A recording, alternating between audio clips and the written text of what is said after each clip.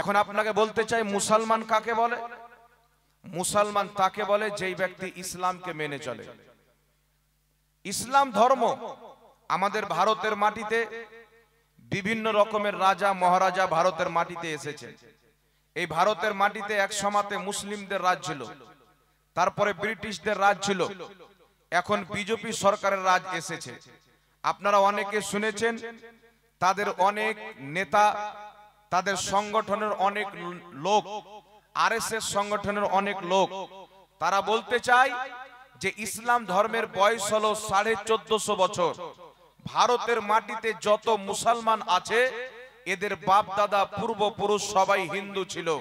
তো এখন যত মুসলমান ভারতে বসবাস করে তারা যেন ঘর অপসি হয়ে যায়, বাড়ি ফিরে চলে আসে। অর্থাৎ বাপ দাদা হিন্দু ছিল, পরে মুসলমান হয়েছো তো আবার নিজের বাড়ি হিন্দু ধর্মে ফিরে চলে এসো, ঘর অপসি করে নাও। কিন্তু আপনাকে বলতে চাই এই বিদ্যা, এই ইলম আপনাকে জেনে রাখতে হবে।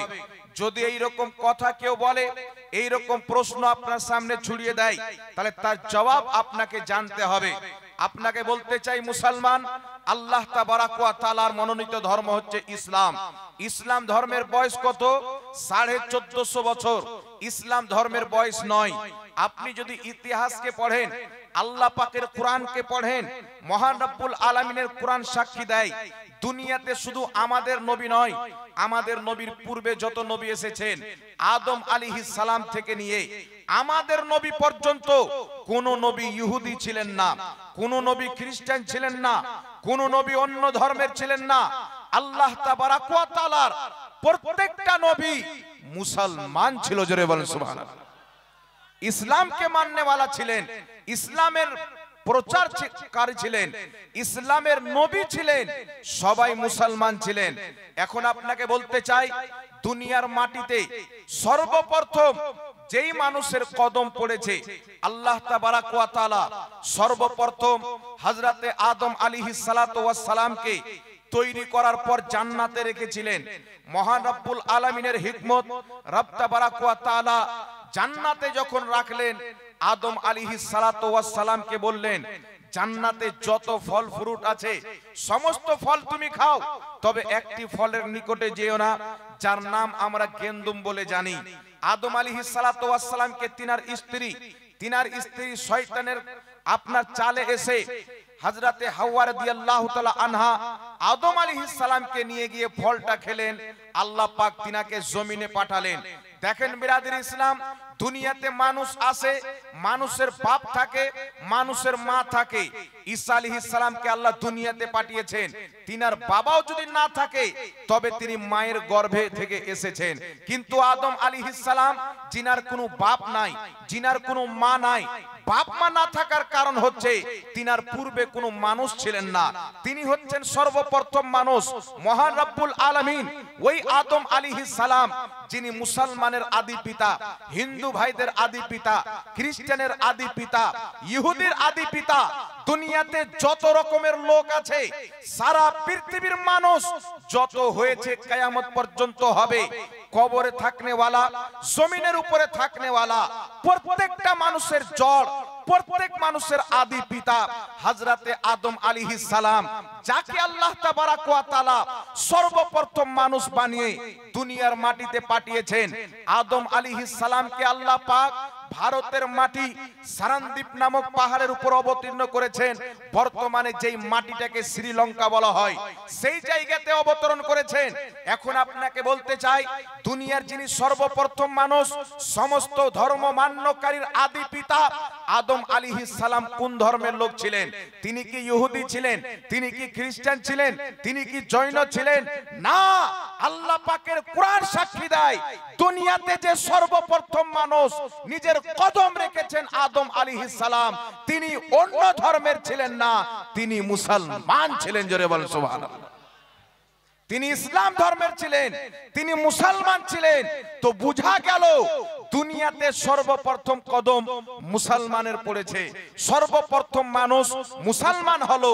তো ঘের অফসি আমাদের করার প্রয়োজন নাই। ইহুদি হোক খ্রিস্টান হোক, পৃথিবীতে যারা আমাদেরকে বলতে চায় ঘের অফসি করে নাও, আমরা তাদেরকে বলতে চাই এককালীন মুহাম্মদ রাসূলুল্লাহ আসার পূর্বে আমাদের পূর্বপুরুষরা মক্কার মাটিতে তারা আল্লাহকে ভুলে গিয়ে মূর্তি পূজা করেছে, আল্লাহকে ভুলে গিয়ে চন্দ্রর পূজা করেছে, আল্লাহকে ভুলে গিয়ে সূর্যর পূজা করেছে, আল্লাহকে বাদ দিয়ে বিভিন্ন রকম জিনিসের পূজা করেছে। কিন্তু আল্লাহ তাবারাক ওয়া তাআলা নিজের আখেরি নবী মুহাম্মদ রাসূলুল্লাহ সাল্লাল্লাহু আলাইহি সাল্লামকে পাঠিয়ে আমাদেরকে সঠিক রাস্তা দেখিয়েছেন। তো আমরা নবী আসার পরে অন্য রাস্তাতে যাইনি, যেটা আমাদের পূর্বের পুরুষ আদম আলাইহিস সালাম সর্বপ্রথম যে রাস্তা নিয়ে এসেছিলেন ইসলাম, আমরা ওই ইসলামে ফিরে গেছি। জোরে বলুন সুবহানাল্লাহ। তো যারা মুসলমান হয়ে গেছেন, আমাদের যারা মুসলমান হয়েছি আমরা তো আমাদের পূর্বপুরুষের দিকে ফিরে গেছি। আসল ঘর অফসি তো আমাদের হয়ে গেছে। এখন পর্যন্ত যারা ইসলামকে বুঝতে পারেনি, ইসলামকে কবুল করেনি, তাদের কর্তব্য হচ্ছে আল্লাহ পাকের কোরআনকে তেলাওয়াত করো।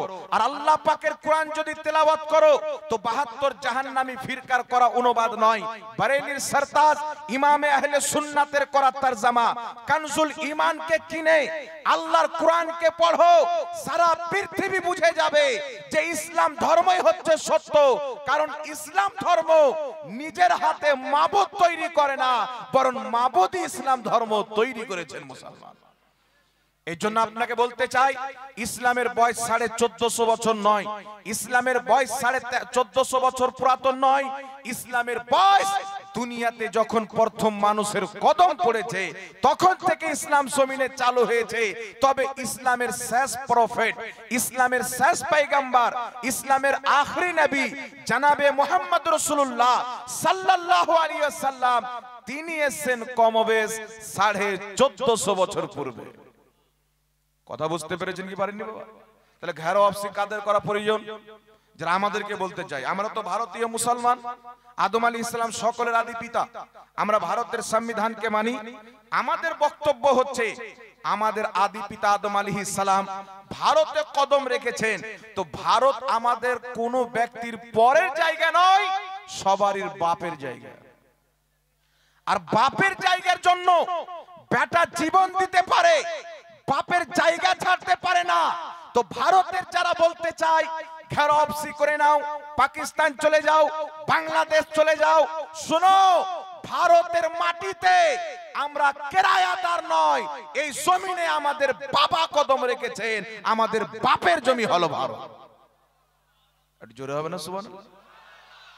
তো বাপের জমি থেকে কি সন্তানকে ভাগতে বলা মানে এর চাইতে মূর্খতা কিছু হতে পারে?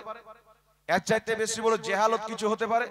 এই জন্য আপনাকে বলতে চাই, ইসলাম ধর্ম হচ্ছে একমাত্র অল পুরাতন ধর্ম। ইসলাম নতুন ধর্ম নয়। আদম আলাইহিস সালাম ইসলাম নিয়ে এসেছিলেন, ইব্রাহিম আলাইহিস সালাম ইসলামের জন্য এসেছিলেন, সুলাইমান আলাইহিস সালাম ইসলামের জন্য এসেছিলেন, মুসা আলাইহিস সালাম ইসলামের জন্য এসেছিলেন। প্রত্যেক পয়গম্বর পৃথিবীতে একটা বার্তা নিয়ে এসেছিলেন, লা ইলাহা ইল্লাল্লাহ। জোরে হবে না সুবহানাল্লাহ? সব নবীকে আল্লাহ পাক একটা বার্তা দিয়ে পাঠাচ্ছেন। প্রত্যেক নবীর কালেমা আলাদা আলাদা ছিল, কিন্তু লা ইলাহা ইল্লাল্লাহ সকলের এক। কিন্তু তার সাথে আল্লাহ পাক সকলকে একটা এলান, একটা বার্তা দিয়ে পাঠিয়েছিলেন। আল্লাহ পাক আত্মার জগতে একটি মাহফিল করেছেন, সমস্ত মানব জাতির আত্মা একত্রিত করে আল্লাহ বলেছিলেন আমি কি তোমাদের রব নয়? সবাই আল্লাহকে রব মেনেছেন। আর একটি মাহফিল আল্লাহ তাবারাক ওয়া তাআলা শুধু খাস লোকের জন্য করেছিলেন, জিনাদেরকে আমরা আম্বিয়া বলে জানি, রাসূল বলে জানি, নবী বলে জানি।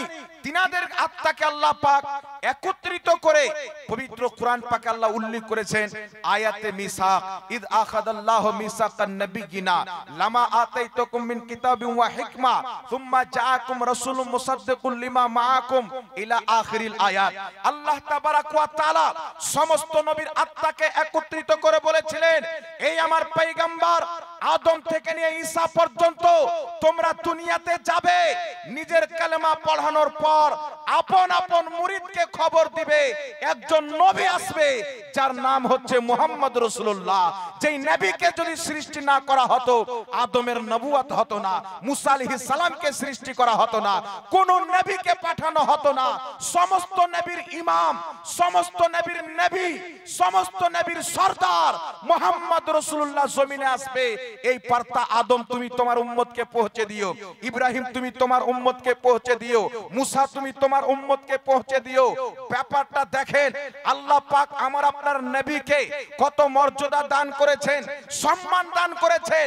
মহান রব্বুল আলামিন জামানা আদমের চর্চা মুস্তাফার, জামানা ইব্রাহিমের চর্চা মুস্তাফার, জামানা মুসা আলাইহিস সালামের চর্চা মুস্তাফার, জামানা লূত আলাইহিস সালামের চর্চা মুস্তাফার। প্রত্যেক নবী নিজের জামানাতে নিজের কলমা পাঠ করিয়েছেন, সাথে সাথে মুস্তাফা জানে রহমতের চর্চাও করেছেন। এই জন্য বিরাদর ইসলাম কিয়ামত পর্যন্ত আমার আপনার রাসূল সাল্লাল্লাহু আলাইহি সাল্লামের সালাত ও সালাম হবে, রাসূলুল্লাহ সাল্লাল্লাহু আলাইহি সাল্লামের চর্চা হবে। মিলাদুন নবী কি জিনিস? মিলাদের বাহানায় নবীর চর্চা করা। কিয়াম কোন জিনিস? কিয়ামের বাহানায় নবীর চর্চা করা। ফাতিহা কি জিনিস? ফাতিহার বাহানায় নবীর চর্চা করা। পৃথিবীতে আহলে সুন্নাত ওয়াল জামাত যত কর্ম করছেন মুসলমান, এই সমস্ত কর্ম হচ্ছে এই কর্মের মাধ্যমে নবীর মুহাব্বতকে জাতির অন্তরে ভরে দেওয়া, নবীর সম্মানকে জাতিকে জানিয়ে দেওয়া। আর পৃথিবীর মানুষ জেনে নাও, জমিন তো ফেনা হবে, আসমান তো ফেনা হবে, যখন আল্লাহ বলনেওয়ালা থাকবে না, মুহাম্মাদের দুরূদ পড়নেওয়ালা স্বয়ং আল্লাহ থাকবে। বলেন সুবহানাল্লাহ। কেউ থাকবে না, কিন্তু আমার আপনার নবীর সালাম পড়নেওয়ালা আল্লাহ থাকবে, দুরূদ পড়নেওয়ালা আল্লাহ থাকবেন। আল্লাহ পাক পবিত্র কোরআন সূরাতুল আহজাব 22 পারা আয়াত নাম্বার 56 আল্লাহ বলছেন, ইন্নাল্লাহা ওয়া মালাইকাতাহু ইউসাল্লুনা আলান নবী। আল্লাহ বলছেন, আমি আল্লাহ আমার ফেরেশতা মণ্ডলী নবীর প্রতি দুরূদ পড়ে। সুবহানাল্লাহ। ইউসাল্লুনা আলান নবী, দুরূদ পড়ছে, পড়বে কিয়ামত পর্যন্ত। আল্লাহ তাবারাক ওয়া তাআলা নিজের হাবিবের জিকির এত উঁচা করেছেন, আমার আপনার নবী সাল্লাল্লাহু আলাইহি সাল্লামের যেখানে আল্লাহর ইবাদতের মধ্যেও নবীর জিকির। একটু জোরে হবে না সুবহানাল্লাহ? আচ্ছা বলেন তো বাবা, নামাজটা কার ইবাদত? জি, নামাজ শুধু আল্লাহর জন্য পড়া হয় না? নামাজের মধ্যে নবীর জিকির আছে না নাই? জোরে বলেন। আজানে, কোরআন পাকে, কবরে, হাসরে, পুলসিরাতে, মিজানে, স্পেশাল করে আল্লাহ তাবারাক ওয়া তাআলা হাসরের ময়দানে মাকামে মাহমুদ কায়েম করবেন নবী মুস্তাফার জিক্র আজকার করার জন্য, সম্মানকে বয়ান করার জন্য। এই জন্য আপনাকে বলতে চাই মুসলমান, একটা বার্তা আপনাকে দিতে চাই, ইসলাম হচ্ছে সত্য ধর্ম। আল্লাহর শুকরিয়া আদায় করেন, আল্লাহ পাক আমাদেরকে মুসলমান করে দুনিয়াতে পাঠিয়েছেন।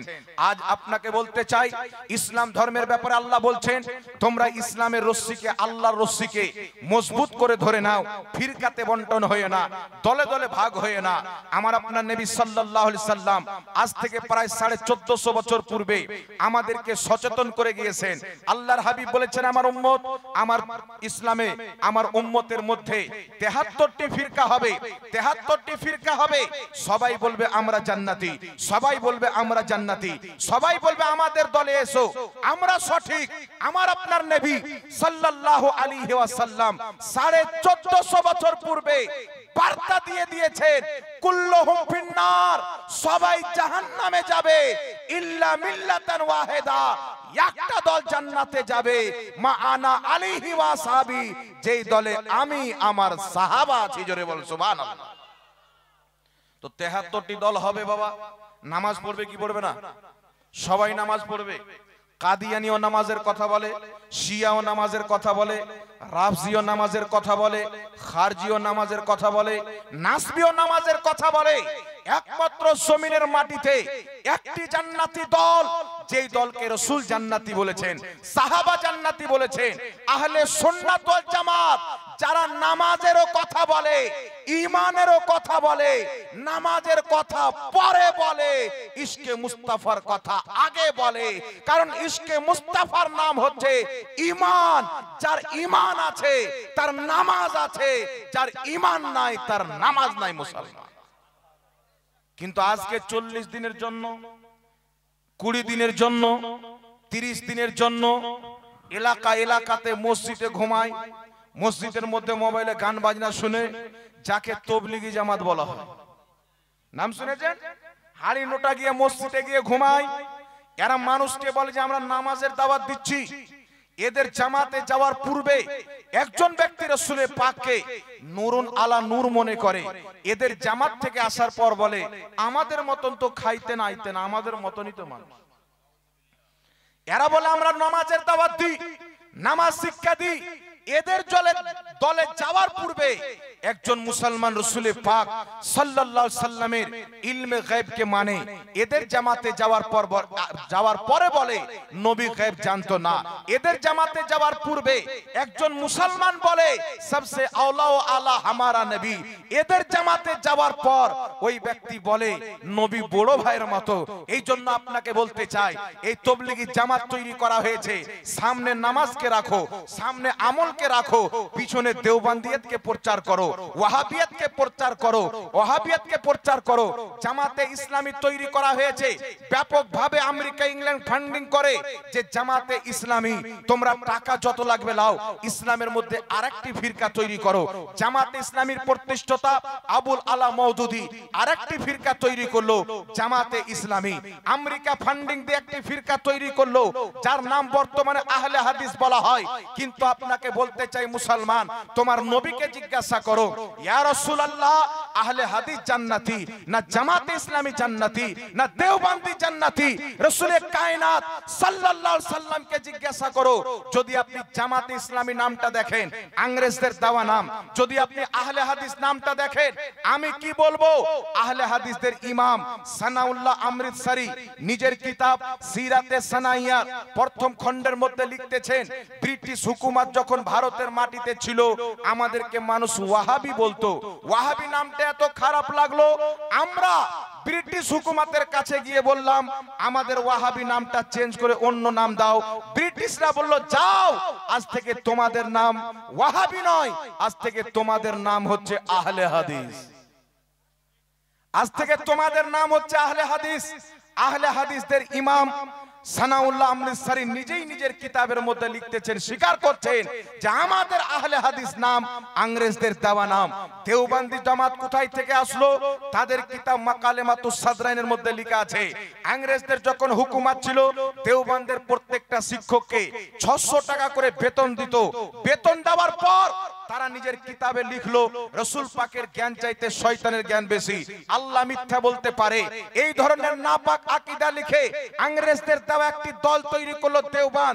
কিন্তু বিশ্বের মুসলমান আল্লাহ পাকের কসম খেয়ে বলি, ওই জামানাতে একমাত্র একজন ব্যক্তি ছিলেন যাকে আলা হযরত বলা হয়, যাকে মুজাদ্দিদ বলা হয়, যাকে মুফাসসির বলা হয়, যাকে ইমামে আহলে সুন্নাত বলা হয়। যখন গায়র মুকাল্লিদদের ইমাম ইসমাইল দেহলভি, দেওবন্দিদের ইমাম কাসিম নানাউতাবি, যখন কাসিম নানাউতাবি নিজের কিতাব তাহজিরুন নাসের 25 পৃষ্ঠার মধ্যে লিখলো নবীর পরে নতুন নবী জন্ম নিতে পারে। যখন দেওবন্দিদের মুজাদ্দিদ আশরাফ আলী থানভী হিফজুল ঈমানের 8 পৃষ্ঠার মধ্যে লিখলো রাসূল পাকের চাইতে রাসূল পাকের মতন জ্ঞান পশু পাখি জীব জন্তুকে আছে। যখন বারাহিনে কাতিয়ার মধ্যে খালিল আহমদ আম্বেঠি দেওবন্দিদের ইমাম লিখলো নবীর জ্ঞান চাইতে শয়তানের জ্ঞান বেশি। যখন আহলে হাদিসদের ইমাম ইসমাইল দেহলভি তাকওয়াতুল ঈমানের মধ্যে লিখলো নবী মরে মাটির সাথে মিশে গেছেন। তাকওয়াতুল ঈমানের মধ্যে লিখলো নবীর সম্মান বড় ভাইয়ের মতো করতে হবে। তাকওয়াতুল ঈমানের মধ্যে লিখলো নবী না শাফাত করতে পারবে না নবীর ওসিলা চলবে। এই সমস্ত নোংরা আকীদা যখন মানুষের সামনে পেশ করে মুসলমানদের ঈমানকে ধ্বংস করা হচ্ছিল, মুসলমানদেরকে মুনাফিক বানানো হচ্ছিল, মুসলমানকে কাফির বানানো হচ্ছিল, এমনি সমাতে বরেলির সরতাজ ইমাম আহলে সুন্নাত আলা হযরত ইমাম আহমদ রাজা খাঁ ফাজিলে বরেলভী সারা পৃথিবীতে এলান করে দিলেন, এই বিশ্বের মুসলমান বড় ভাই কোন জিনিস। নবী পাকের জন্য সাহাবা নিজের বাপকে হত্যা করেছেন। হযরতে আবু ওবেদা যুদ্ধের ময়দানে তিনার বাপ নবীর বিপক্ষে এসেছেন, তিনি নবীর পক্ষে গিয়ে আপন বাপকে হত্যা করেছেন। একজন মহিলা যুদ্ধ শেষ হওয়ার পরে যাচ্ছেন ময়দানে, তার বেটার লাশ পড়ে আছে, বেটার লাশকে নিয়ে গিয়ে ডান দিকে করছেন, বাম দিকে করছেন, পিঠটাকে ঝেড়ে ঝেড়ে চেক করছেন, পিঠের জামাটাকে তুলে চেক করছেন। সাহাবা অবাক হয়ে গেলেন, মা তোমার সন্তান তুমি বারবার পিঠকে কেন তাকাচ্ছ? ওই সাহাবীর মা বলছে, বেটা আমি যখন আমার সন্তানকে যুদ্ধের ময়দানে লড়াই করার জন্য পাঠাই, আমি বলেছিলাম বেটা আজ যুদ্ধের ময়দানে মুস্তাফা জানে রহমত রয়েছেন, তুমি যুদ্ধের ময়দানে যাচ্ছ রাসূলে কায়নাত সাল্লাল্লাহু আলাইহি সাল্লামের পহরাদারি করবে, দুশমন যখন তীর মারবে তুমি নিজের সিনাতে নিয়ে নিবে, রাসূলের দেহে লাগতে দিবে না। দুশমন যখন তলোয়ার চালাবে তুমি তোমার গর্দানকে পেতে দিবে, মুস্তাফাকে যেন না লাগে। আর আমি মা বলেছিলাম, বেটা তোমাকে নবীর হিফাজতের জন্য পাঠাচ্ছি, যদি একটাও তীর তোমার পিঠে লেগে যায় আমি মা মনে করব তুমি ভয়ে পালিয়ে আসতেছিলে, আমি আমার দুধের ঋণ শোধ করব না। ওই মা বলছে, আমি এই নসিহত করে বেটাকে পাঠিয়েছিলাম, আলহামদুলিল্লাহ আমি আমার বেটার পিঠকে চেক করেছি, সিনাকে চেক করেছি, আমার বেটা পিঠে তীর খেয়ে নয় নিজের ছাতিতে তীর খেয়ে মুস্তাফার জন্য জীবন দিয়েছে মুসলমান।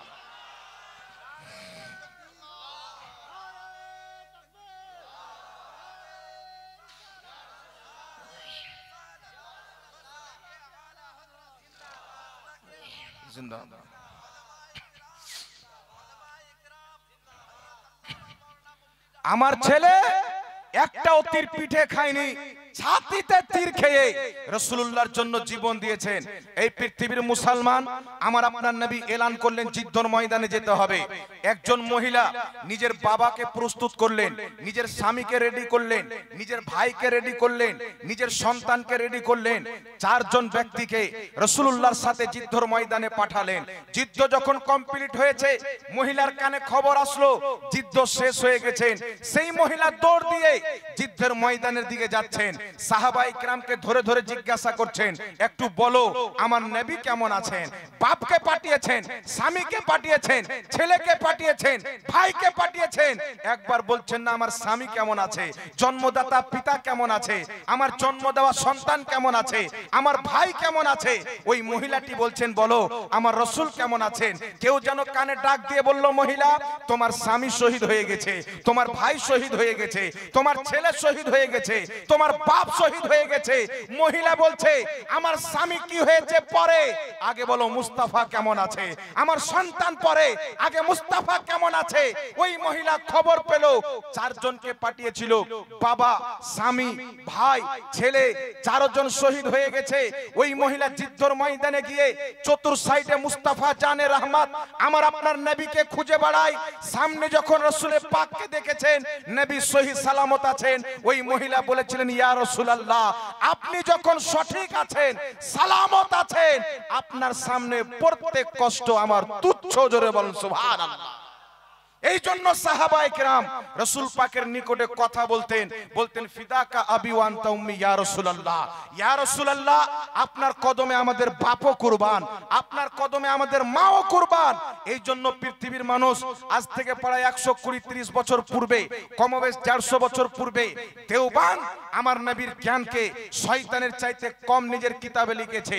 আল্লাহর ব্যাপারে লিখেছে আল্লাহ মিথ্যা বলতে পারে, তারা নিজের কিতাবে লিখেছে নবীর পরে নবী আসতে পারে।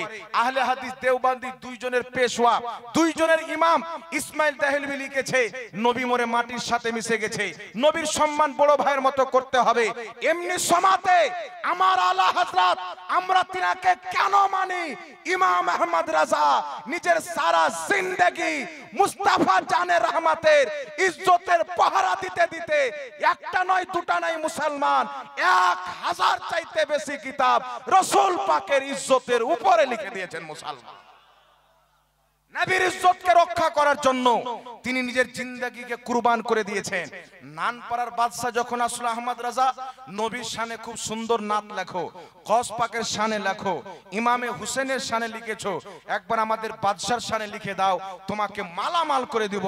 ইমাম আহমদ রাজা বলেছিলেন, করো মদহা আহলে দোয়াল রাজা, পড়ে ইস বালা মে মেরি বালা, মে গদা হুঁ আপনে করিম কা, মেরা দিন পারায় না নেহি।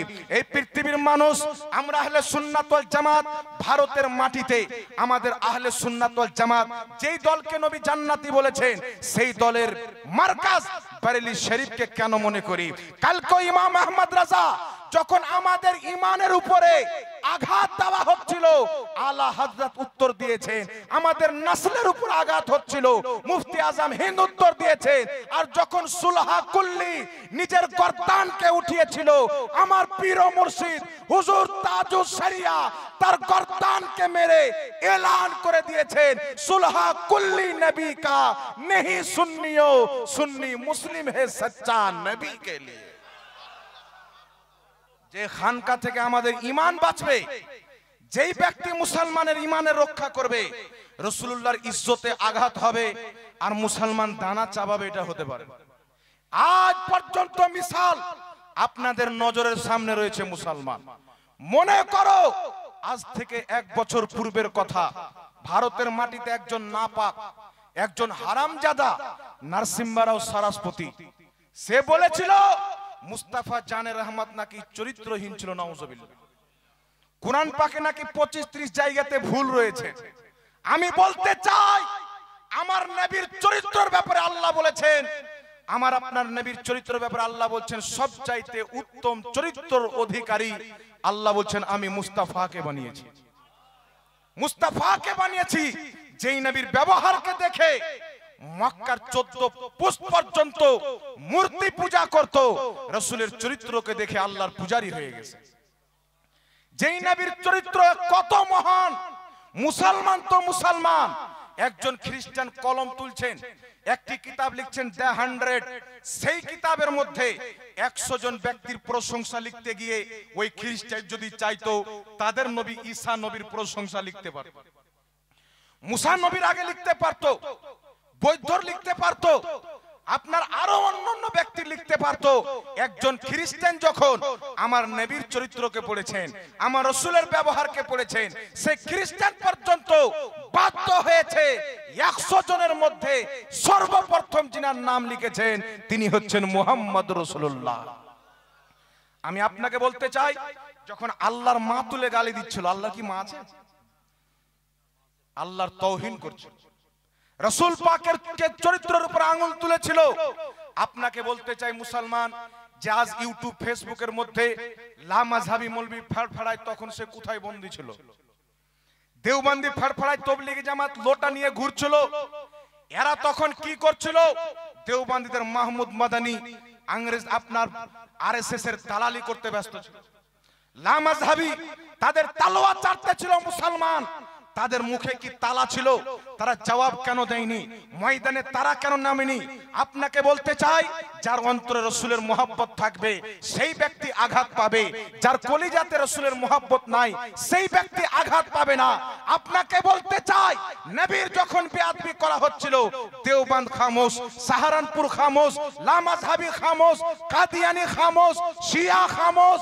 ওই সমাতে যদি উত্তর দিয়ে থাকে, বরেলির প্রোডাক্ট মুফতি সালমান আজহারি বলেছিল, আমি আহমদ রাজার মাননেওয়ালা, আলা হযরতের দরবারের গোলাম, দিল্লির ময়দানে চলে এসো, আগুন জ্বালা হবে, তুমি তোমার ধর্মের কিতাব নিয়ে নামো, আমি কোরআন পাক নিয়ে নামবো। যেই ব্যক্তিকে আগুন জ্বালাবে না তার ধর্ম সত্য প্রমাণ হবে। মুসলমান,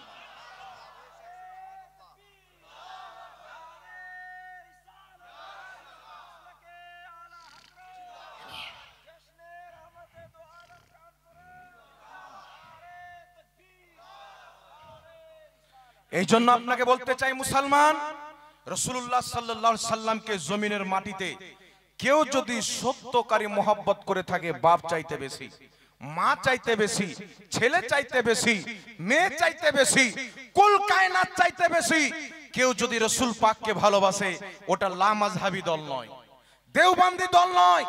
যদি তারা বাস্তব বলতো না নবীর সম্মান বড় ভাইয়ের মতো করতে হবে, তারা রাসূল পাককে বেশি ভালোবাসলে বলতো না রাসূল পাকের সম্মান বড় ভাইয়ের মতো করতে হবে। রাসূল আমাদের মতো মানুষ সবচাইতে বেশি আমরা আহলে সুন্নাত ওয়াল জামাত সুন্নি বেরেলভি মুসলমান নবীকে মোহাব্বত করে।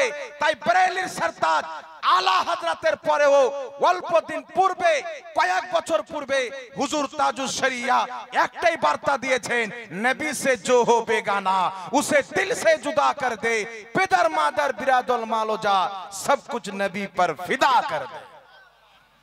এই জন্য আপনাকে বুঝাতে চাই মুসলমান, রাসূল পাকের মোহাব্বতের নাম হচ্ছে ঈমান। একটা एग्जांपल আপনাকে দিয়ে দিই। অনেক লোক নামাজ পড়ছে না, রাসূলুল্লাহর জন্য দাঁড়িয়ে সালাম পড়েন, তার ভাত হজম হয় না। এতদিন যদি তারা যত রাসূলুল্লাহর দাঁড়িয়ে কায়াম করার বিপক্ষে লড়েছে, সুদের বিপক্ষে লড়তেও পুরো ভারতে সুদ বন্ধ হয়ে যেত। যতদিন তারা নবী পাকের মিলাদ, নবী পাকের জুলুসের বিরুদ্ধে ফতোয়া দিয়েছে, যদি জেনার বিরুদ্ধে ফতোয়া দিত অনেক হাজারো মুসলমান জেনা থেকে বেঁচে যেত। কিন্তু এদের দুশ্মনী সুদখোরের সাথে নয়, এদের দুশ্মনী জেনাখোরের সাথে নয়, এদের দুশ্মনী হারামখোরের সাথে নয়, এদের দুশ্মনী হচ্ছে মুহাম্মদ রাসূলুল্লাহর সাথে। আপনি চিন্তা করছেন একজন নামাজি ব্যক্তি, কুরবানি देने वाला, হজ करने वाला, চেহারাতে দাড়ি রাখনে वाला, মাদ্রাসা চালানে वाला নবীর কি করে দুশমন হতে পারে? একটি হাদিস শুনেন, আমার আপনার নবী সাল্লাল্লাহু আলাইহি সাল্লাম মালে গনিমত বন্টন করছেন। বদরি সাহাবী যিনারা বদরের যুদ্ধে শরীক হয়েছিলেন তাদেরকে 2 হিস্সা দিচ্ছেন, যিনারা বদরি নয় তাদেরকে 1 হিস্সা দিচ্ছেন। আমার নবী বন্টন করছেন মানে ফয়সালা আল্লাহর, নবীর ফয়সালা মানে আল্লাহর ফয়সালা। তো একজন ব্যক্তি বলছে, ইয়া রাসূলুল্লাহ ইত্তাকিল্লাহ, হে আল্লাহর রাসূল